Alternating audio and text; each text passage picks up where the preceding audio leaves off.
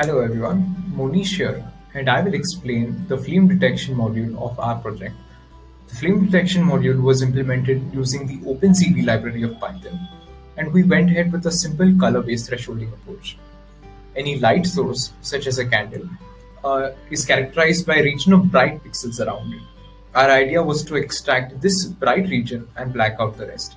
The result is the binary image that you see here. Next, we find the center of this region, and that is sent to the Arduino controller. Let's have a demo of its working.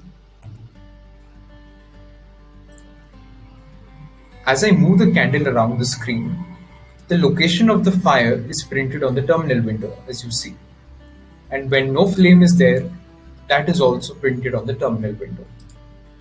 Now, with the coordinates of fire in hand, we can make the necessary motor adjustments and finally extinguish the fire.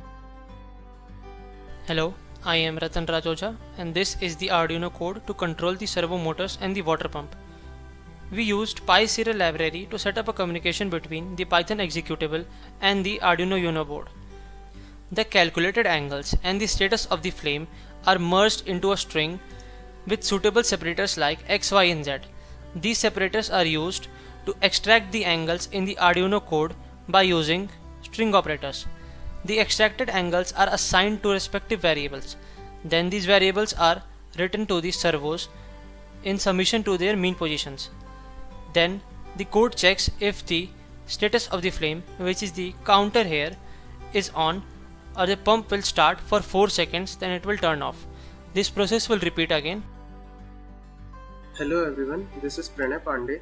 Now I'm going to show you the projectile calculations of water stream and the distance coordinate mapping, how we did that. As you can see, the coordinates of origin as given by the camera are at the center of screen, which is not the preimage of nozzle. So we have to do all our calculation according to the preimage of nozzle. So we applied the technique of shifting of origin. Here the theta is the vertical angle of rotation and the phi is the horizontal angle of rotation. Here are the calculations. You can see the value of phi and here is the value of theta. The value of theta is calculated by this equation of trajectory here. This equation of trajectory was giving two values of theta. We will took the smaller one so as to reduce the time to reach the fire and make our system more efficient. Here V is the speed of the water stream, which we calculated experimentally by taking different data sets and averaging the value so as to reduce the error. Here we are facing the problems in mapping the real world distances according to the pixels. So we performed the following experiment. You can see here we marked distances on a image and number of pixels in that image, and we got the ratio as D by 640. Here D is the distance between the camera and the plane of the flame. Hello, I'm Vedant Agrawal and I'll be explaining the final implementation, setup and demonstration of this project. This is the final assembly of our project. This is the bucket where the water and the pump is stored. Then there is this extension from where the power is supplied to the Arduino as well as the water pump. This pink colored thing you can see is the pipe which goes through a stand to the servo, and the plastic box here encases the major hardware where the Arduino and the breadboard is present.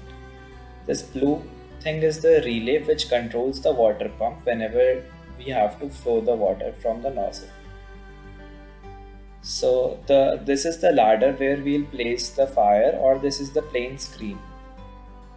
And for the camera, this is the laptop which senses the fire.